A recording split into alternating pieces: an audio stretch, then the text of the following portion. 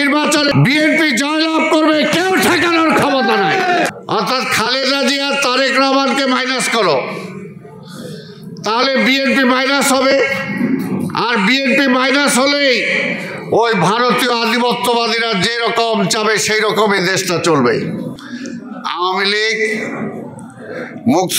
মুক্তিযোদ্ধা রাজাকার নিয়ে রাজনীতি করে। এখন আওয়ামী লীগ বিতাড়িত হওয়ার পরে আবার এই বিষয়টা যারা নিয়ে আসলেন, কি কারণে আনলেন, কি কারণে আনলেন? একটা জিনিস বোঝা দরকার যে এই মুহূর্তে আমাদের সবচেয়ে বড় মূল কাজটা কি, যে ভারতীয় আধিপত্যবাদ দীর্ঘদিনের প্রচেষ্টার পর গত 16 বছর তার সাজানো একজন প্রধানমন্ত্রীর আদলে মুখ্যমন্ত্রীকে বাংলাদেশে বসায় রাখছিলেন। তাকে যখন বিতাড়িত করা হয়েছে, তারা যখন গোসা করছে, তখন সেই আধিপত্যবাদের বিরুদ্ধে যখন আমার দলের চেয়ারম্যান, ভারপ্রাপ্ত চেয়ারম্যান দেশনায়ক তারেক রহমান বলেছেন বা বলছেন যে জাতীয় ঐক্যটা হলো আমাদের সবচেয়ে বেশি দরকার।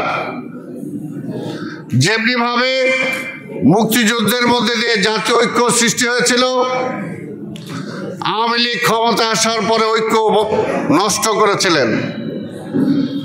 আজকেও একটি দল কেন জাতীয় ঐক্য নষ্ট করতে চাচ্ছেন? এর সূত্রটা কোথায়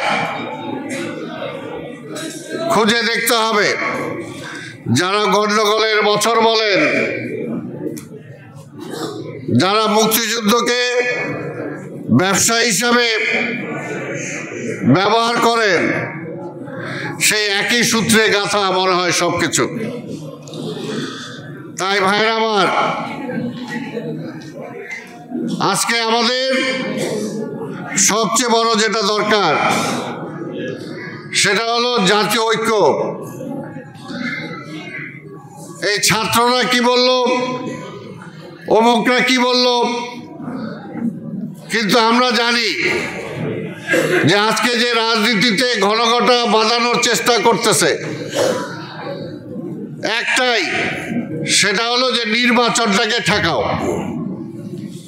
নির্বাচনটা হইলে কার লাভ আর নির্বাচনটা ঠেকাইলে কার লাভ, এই দুইটা পরিষ্কার হয়ে যায় জনগণের সামনে। আরে ভাই, নির্বাচনে ভোট দিবে জনগণ, তাই সেটা কারা ঠেকাইতে চায়, তাদের স্বার্থটা কি, তাদের লাভটা কি? আর বিএনপিকে ঠেকাও।